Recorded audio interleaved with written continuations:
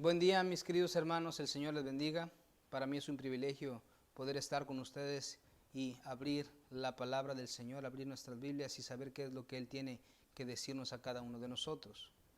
Es un gozo para mí que podamos estar juntos hablando acerca de lo que Dios tiene que decirnos.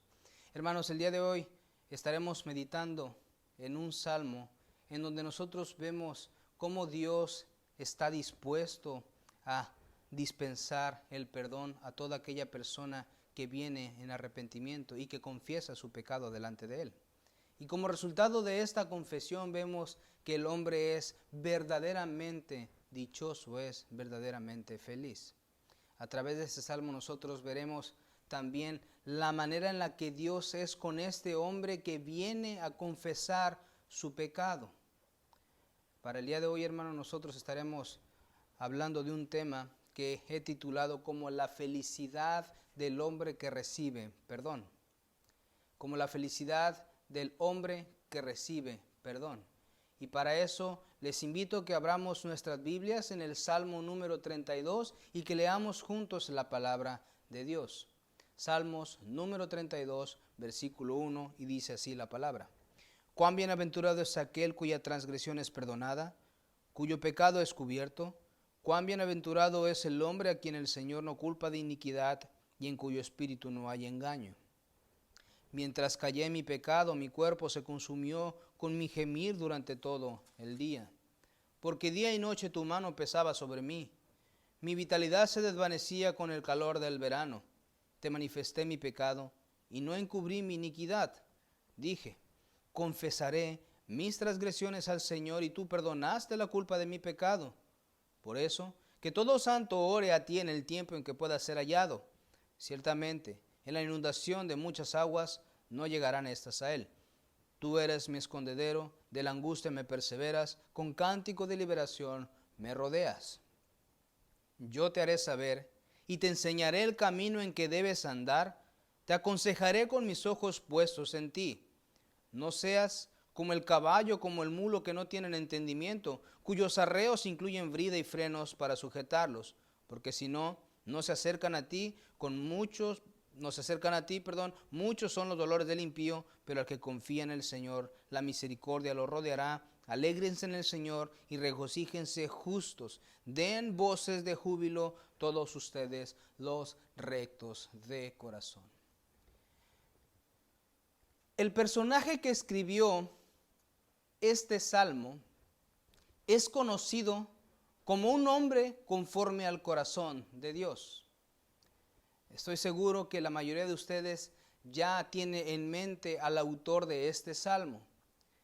Pero lamentablemente esa no es la única característica o el único énfasis que describe a David. Lamentablemente David también es conocido por su pecado de adulterio con Betsabé, por el asesinato de Urías. Eso nosotros lo vemos en 2 de Samuel capítulos 11 y 12. En donde nosotros vemos que David ve a Betsabé y la toma como mujer y como resultado de esto ella concibe un hijo de David. David, para tratar de encubrir su pecado, él hace traer de la guerra a Urías con la perversa intención de que este hombre durmiera con su esposa y él quedar completamente libre de la culpabilidad de su pecado. Sin embargo, en el capítulo 11 de 2 de Samuel nosotros vemos cómo esta es la integridad de este soldado que no desciende a su casa, no duerme con su mujer, sino que se mantiene con un espíritu recordando a sus compatriotas, a sus hermanos que aún están en la guerra. Para desgracia de David, sus planes prácticamente estarían frustrados. Sin embargo, hermanos, conforme nosotros avanzamos en 2 de Samuel, en el capítulo 11 y capítulo 12, nosotros vemos cómo los planes de David para poder salir librado del pecado están en marcha. ¿Qué es lo que nos dice el texto? Que David manda carta al frente de batalla con toda la intención de que Urías sea muerto en batalla. El plan de David para ocultar su pecado está en marcha y finalmente nosotros vemos que este pecado que este plan, ha quedado completamente concretado. La tarea que David había establecido finalmente fue una tarea que se llevó a cabo en 2 de Samuel capítulos 11 versículos 22 al 26. Ante los ojos de David, esto está resuelto. Ante los ojos de David, el problema había sido completamente remediado. El plan que David había tramado ante sus ojos se habría llevado de una manera perfecta. El propósito se había cumplido. Sin embargo, mis hermanos, si nosotros meditamos y vemos en 2 de Samuel capítulo 11 versículos 27, hay unas palabras de Dios, hay algo que ha dejado registrado, se ha quedado registrado en la palabra de Dios con respecto a este plan de David. Y 2 de Samuel capítulo 11 versículo 27 dice que lo hecho por David fue malo ante los ojos de Jehová. Aparentemente el pecado de David había quedado oculto durante un año hasta que Dios envía al profeta Natán para confrontar a David con su pecado. De una manera tan magistral, Natán le muestra a David su pecado, llevándolo a encenderse en ira, sin saber David que se estaba refiriendo Natán a él mismo. Pero lo que nosotros vemos es que David entiende su pecado delante del Señor. Veamos lo que dice David en 2 de Samuel capítulos 12 al 15. Dice así la palabra, que el Señor había quitado de David su pecado, por lo cual David no moriría. Ese es el resultado de lo que nosotros vemos en el versículo 13 de 2 de Samuel capítulo 12. David ahora confiesa que él ha pecado contra Jehová. Dice David, he pecado contra Jehová. Entonces, hermanos, el salmo que estamos meditando el día de hoy viene de un episodio en donde David confiesa su pecado, y para que nosotros podamos entender este salmo debemos de tener a la mano también o recordando el salmo número 51, en donde David expresa al Señor grandes clamores para él encontrar piedad, para encontrar misericordia, para él ser comprendido por Dios. Vemos nosotros cómo David está deseoso de tener un corazón limpio. Sin embargo, en el Salmo número 32, nosotros vemos que David ahora se reconoce a él mismo como un hombre bienaventurado, como un hombre que ha recibido el perdón de Dios por su pecado. Y esto a él lo hace un hombre verdaderamente feliz. El día de hoy contemplaremos 3 aspectos que alcanza el creyente cuando declara su pecado. El primer punto que estaremos nosotros meditando es que el creyente es bienaventurado por el perdón de Dios. El creyente es bienaventurado por el perdón de Dios. Hermanos, y antes de que nosotros entremos de lleno a los primeros 2 versículos, me gustaría que reflexionáramos un poco en el contexto de este salmo. Si ustedes ven, esto se describe como un salmo, o la palabra que está en el título de este salmo es que es un mástil. Aunque no se conoce del todo el significado, podríamos decir, o a base de los comentaristas, que esto es un salmo contemplativo, que es un salmo quizá educativo, que es un salmo para ser leído delante del pueblo, es decir, que es un salmo didáctico o un salmo de entendimiento. Algo que también es peculiar de este salmo es que nosotros observamos la palabra Selah. Aunque no tenemos una traducción tal cual de lo que significa esta palabra, podríamos entender que significa una pausa para reflexionar en lo que se ha dicho anteriormente. Y algo que está muy profundamente enmarcado en este salmo, que es poesía hebrea, está la repetición de ciertas palabras. Entre esas palabras nosotros vemos que se describe el bienaventurado, el perdón, pecado, iniquidad, transgresión. Así también como las frases de te haré saber, dice el Señor, te enseñaré, te aconsejaré. Y nosotros vemos en la última parte de este mismo salmo cómo el Señor le dice al hombre justo, alégrense en el Señor, regocíjense y den voces de júbilo. En los primeros 2 versículos nosotros leemos Cuán bienaventurado es aquel cuya transgresión es perdonada, cuyo pecado es cubierto. Cuán bienaventurado es el hombre a quien el Señor no culpa de iniquidad. Y en este salmo, hermanos, inicia de una manera preciosa. Este salmo inicia declarando que alguien es sumamente feliz, es sumamente dichoso. Y esta persona, ¿quién es? Aquel cuya transgresión es perdonada. Este hombre bienaventurado es aquel cuya culpa, a quien el Señor, no culpa de iniquidad. Aquel hombre cuyo pecado es perdonado.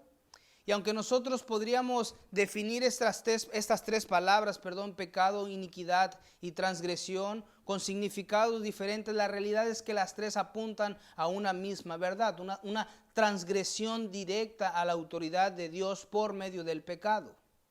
Es una transgresión directa a la autoridad de Dios por medio del pecado. Y de primera mano nosotros ya entendemos la mucha felicidad que hay en este salmo cuando vemos que Dios, o que David describe que Dios hace bienaventurado, o que es bienaventurado un hombre al que se le ha perdonado toda esa transgresión ante la autoridad de Dios por su pecado. Esa es la parte enfática de estos dos versículos, de estos dos pasajes. Las tres afirmaciones, pecado, iniquidad y transgresión, enfatizan o refuerzan lo que impide la felicidad del hombre delante de Dios. Entonces, la realidad, hermanos, es que en estos dos versículos, de alguna manera David lo que quiere enfatizar es que todo pecado, transgresión e iniquidad ha sido perdonada y borrada, y esto debe de llevarnos a reconocer lo dichoso que nosotros somos por recibir el perdón de Dios. Recordemos quién es el hombre que está escribiendo este salmo. Un hombre adúltero, un hombre asesino y un hombre que pecó también en contra del pueblo al no ir al frente de batalla. Sin embargo, lo que nosotros observamos es que ahora este hombre que merecía la muerte por haber infringido la ley de Moisés, ahora él está declarando cuán bienaventurado es él. Hermanos, lo mismo pasa con el hombre que se ha reconciliado con Dios. En un sentido amplio, usted vivía como enemigo de Dios, haciendo toda clase de cosas que no convenían delante del Señor. Pero Dios ahora ha borrado todas sus transgresiones porque usted ha confesado al Señor Jesucristo como su Señor y como su Salvador. Y Dios promete cubrir sus pecados, hacerle una nueva criatura delante de sus ojos, haciendo que las cosas pasadas ahí queden atrás y ahora usted sea una persona nueva. Lo ha llevado de las tinieblas a la luz admirable. Usted era enemigo de Dios, mas ahora usted por Cristo es constituido de la familia de Dios. Y cuando nosotros miramos en Romanos capítulo 4 versículos del 9 al 12, vemos que Pablo habla acerca de esta realidad, habla acerca de la justificación del impío. Una justificación que viene no solamente para el judío, sino también para los gentiles. Es decir, ahora cualquier persona que confiesa al Señor Jesucristo es justo delante de Dios. Es decir, mi pecado es cargado en Cristo y la vida justa de Cristo me es imputada a mí. Lo que significa que ahora Dios me ve a través de Cristo, no a través de mi pecado. En realidad, hermanos, la intensidad de la falla delante de Dios o del pecado delante de Dios es cubierta totalmente por el sacrificio de Cristo. Entonces, hermanos, hemos dicho que el hombre que confiesa su pecado, el hombre cuya transgresión es perdonada, el hombre cuyo pecado es cubierto y el hombre que no es culpado de iniquidad es un hombre muy bienaventurado, muy feliz. El siguiente punto, hermanos, que nosotros vemos en este salmo está en los versículos del 3 al 7. Y en esta porción nosotros entendemos que el creyente descansa de la agonía cuando él confiesa su pecado. Ya hemos visto que él es bienaventurado, pero también como resultado de la confesión del pecado, Dios nos enseña que tú y yo podemos descansar de la agonía que se produce por el pecado. David ahora comienza haciendo una referencia a su vida durante este año, durante este silencio delante del Señor, al no llevar su pecado, al no llevar su confesión. Veamos lo que dice el versículo 3. Mientras callé mi pecado, mi cuerpo se consumió con mi gemir durante todo el día. El silencio en el cual David estaba delante del Señor estaba trayendo estragos a su vida. Y veamos lo que David está experimentando en este punto, lo que él experimentó en este punto de su vida. Aparentemente algo interno, algo que David estaba ocultando delante del Señor, estaba trayendo estragos a su cuerpo, a la parte física. Veamos cómo con mi gemir, dice David, durante todo el día, mi cuerpo se consumió con mi gemir durante todo el día. Es en un sentido muy práctico, nosotros diríamos que David está consumiéndose, desgastándose por gemir, por ocultar su pecado. Y la palabra gemir tiene el énfasis de un rugido de algún león. Y nosotros podríamos pensar, bueno, entonces lo que David verdaderamente está experimentando es que él estaba enfrentando el pecado con un rugido fuerte, con valentía. Pero hermanos, la realidad es que lo que nos muestra el texto es que David estaba agonizando por ocultar su pecado delante del Señor.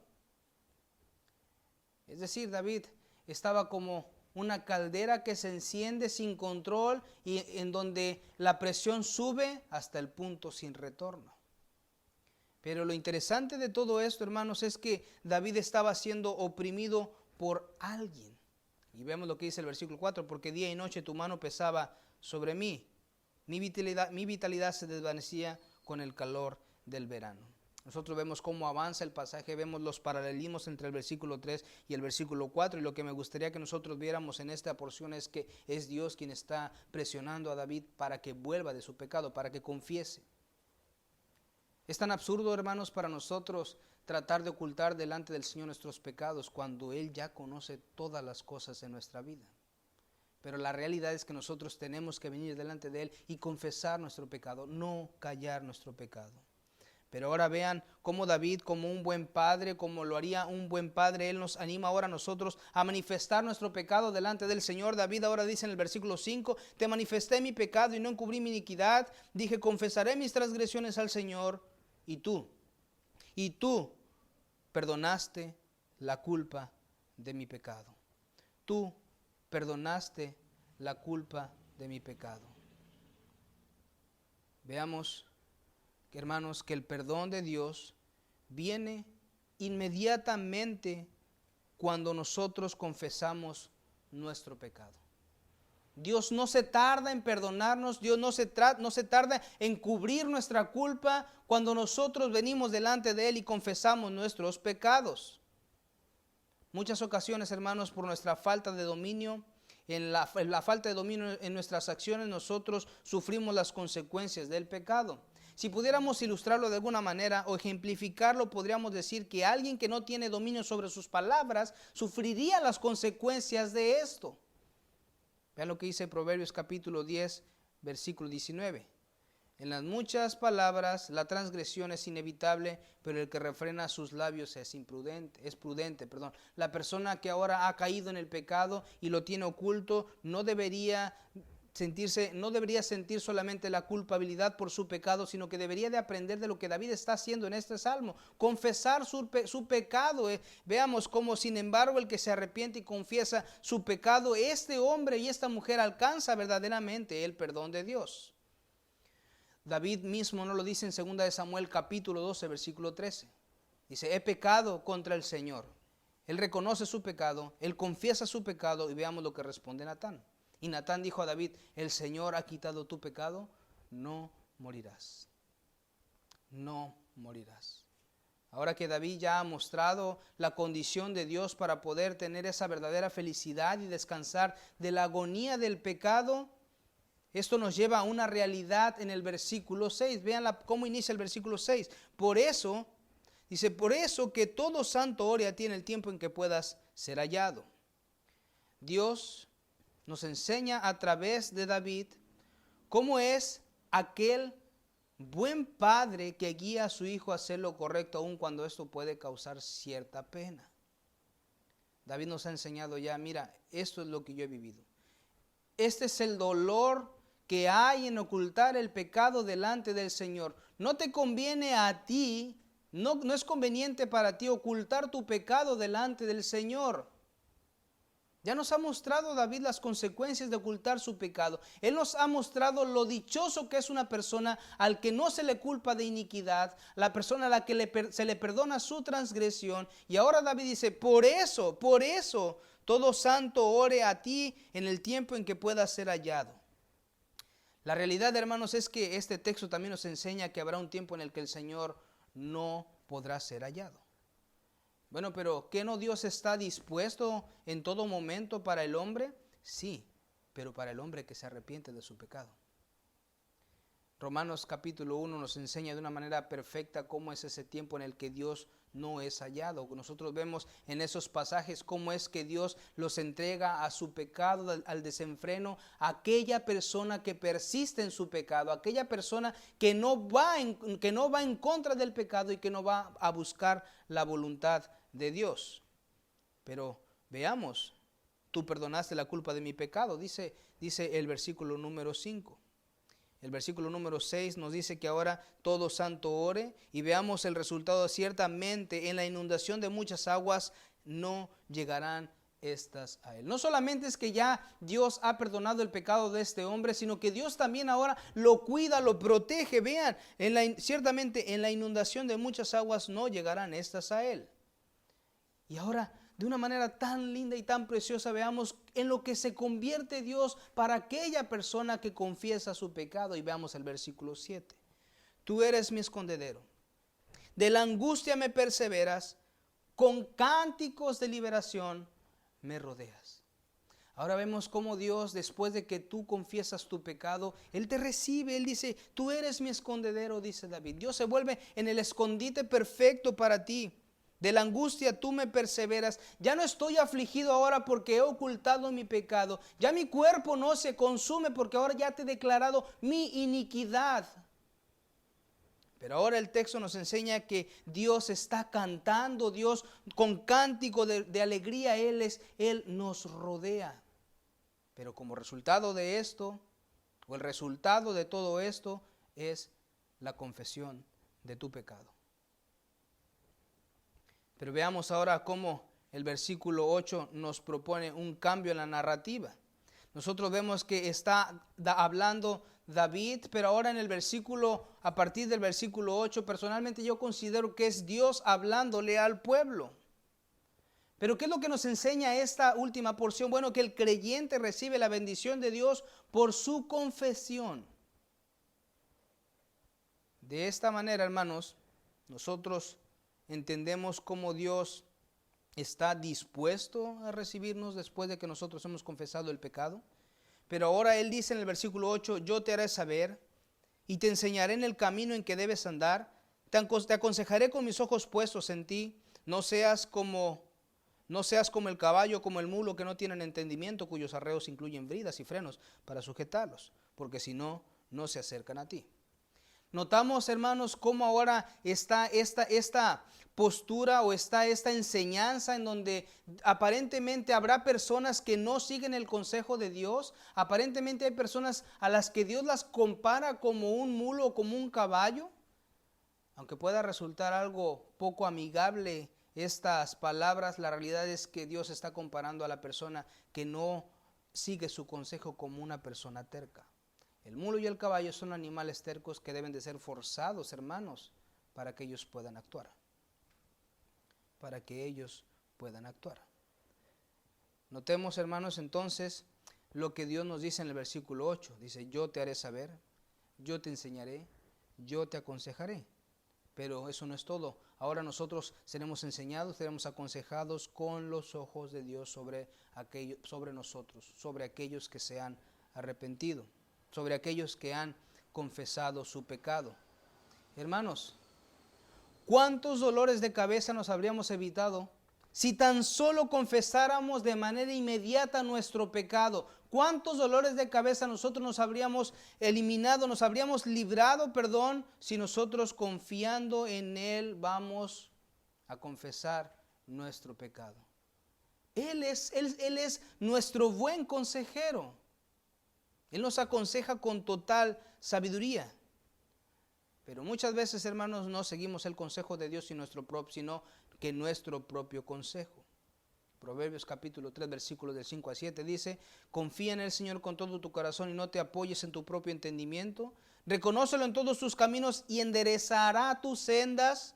No seas sabio a tus propios ojos, teme al Señor y apártate del mal. La realidad es que habrá personas que quieren andar bajo sus propios caminos, bajo su propio consejo, no bajo el consejo sabio de Dios.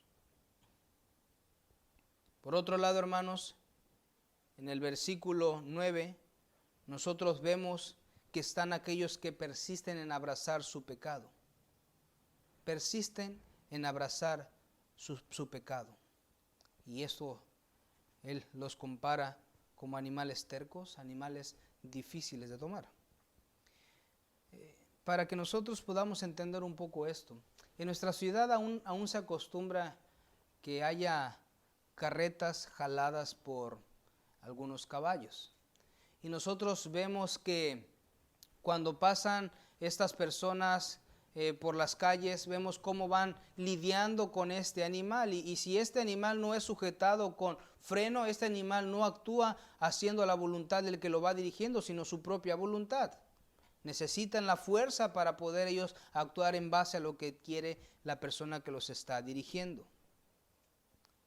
Entonces, la idea es que estos animales no harán la voluntad de los que lo dirigen de una manera natural. En el sentido, hermano, contrario a la sabiduría está la necedad. Es necedad desperdiciar la bendita oportunidad de ser bienaventurados por seguir el pecado. Eso es necedad. Si persistes en tu pecado, hermano, Dios va a tener que usar la fuerza para que tú entiendas. Ve el ánimo de Dios, no seas como el caballo, no seas como el mulo, cuyos arreos incluyen bridas y frenos para sujetarlos, porque si no, no se acercan a ti. Hermano, no esperes a que Dios use la fuerza contigo para que vuelvas a Él, para que confieses tu pecado. Y en el versículo 10 nosotros vemos cómo Dios nos lleva a través de este salmo a cerrar de una manera hermosa. En el versículo 10 dice: muchos son los dolores del impío. Muchos son los dolores de aquel que no confiesa su pecado. Muchos son los dolores de aquel que persiste en estar en enemistad con Dios. Muchos son los dolores de aquel que rehúsa en creer en el Señor Jesucristo. Muchos son los dolores de ellos. Pero vean lo que dice la segunda parte de este mismo versículo. Pero al que confía en el Señor, la misericordia lo rodeará. El lugar más seguro, hermanos, para ti y para mí es estar en los caminos del Señor. Confesar nuestro pecado, traer nuestro pecado delante de Él. El pecado que ha permanecido oculto nos trae dolor. Pero la misericordia, dice el texto, al que confía en Él, al que confiesa su pecado al Señor, la misericordia lo rodea. Versículo 11. Dice: alégrense en el Señor y regocíjense justos, den voces de júbilo todos ustedes, los rectos de corazón. Tú que has reconocido la necesidad de confesar tu pecado al Señor, alégrate en el Señor. Ve el ánimo de Dios en el versículo 11. Alégrense en el Señor y regocíjense justos. Alégrate en el Señor. Regocíjate en el Señor porque tú has traído tu pecado delante de Él. Has confesado tu pecado al Señor. Has creído en el Señor Jesucristo. Ahora tú sabes que por su muerte y por su resurrección tú tienes esa bendita vida eterna. Ahora te deleitas en obtener o en obedecer los mandamientos del Señor y ves la necesidad de ir delante de Él y ponerte a cuentas con Él. Si esto lo vives tú, entonces ve lo que dice el texto y aprópiate de Él. Regocíjate, hombre y mujer bienaventurado. Regocíjate porque ahora tú has sido perdonado. Porque ahora tú puedes ir donde está el Señor. Ahora tú da voces de júbilo. Den voces de júbilo, dice el último versículo. Den voces de júbilo todos ustedes, los rectos de corazón. Hermano, canta de alegría por el perdón que Dios te da. Canta de alegría por el perdón que has encontrado en Jehová. Y dicho sea de paso, estas palabras, alégrate en el Señor, regocíjate, da voces de júbilo, son imperativos, son mandamientos que el Señor deja a aquellos que han confiado en Él. Entonces, ahora, alégrate en el Señor, regocíjate, da voces de júbilo, canta de alegría, porque tu perdón está seguro y tu felicidad está en el Señor que ha perdonado todas y cada una de tus faltas. Hermanos, y a manera de conclusión, nosotros debemos de reconocer lo dichoso que somos de poder encontrarnos con Dios cuando estamos en medio de una lucha contra el pecado. Es tan hermoso saber que ahora por medio de Cristo nosotros podemos gozar plenamente de la bendición del perdón de Dios y reconciliarnos con Él a pesar, hermanos, de lo duro que pueda ser nuestro pecado. Él está dispuesto a perdonar nuestros pecados. Él está dispuesto a hacernos hombres y mujeres bienaventurados, a cubrir nuestras faltas. Confesar nuestro pecado no es simplemente decirle a Dios las cosas que nos agobian, sino que tal y como David nos enseña, esto debe ser con total sinceridad. Y existe una manera que está descrita en este salmo en el versículo 6. Ora al Señor. Ora al Señor en este momento en donde Él aún puede ser hallado. Qué reconfortante, hermanos, es saber que siempre es lícito suplicar a Dios por su intervención y por su perdón. Por lo tanto, la demanda de Dios para darte la felicidad es confesar delante de Él tu pecado de una manera inmediata, sin retardos. Sin retardos. Y por último, recuerda que para los que creen en Cristo, Dios está cercano. Él no nos ha salvado de la esclavitud del pecado para que volvamos a vivir a ella, para que volvamos a vivir en ella, Cuando has vivido el perdón de Dios y te has reconciliado con Él, no vuelvas a vivir tu vida a tus propias expensas. Recuerda, mi amado hermano, no seas como el mulo, como el caballo, sin entendimiento, sino alégrate, regocíjate por la intervención de Dios en tu vida. Y por último, hermano, cuando tú confiesas tu pecado, aprende a descansar en Él. Oremos. Padre, gracias por tu palabra. Nosotros te alabamos y te bendecimos. Glorificamos tu santo nombre. Tuya es la gloria en Cristo Jesús. Amén.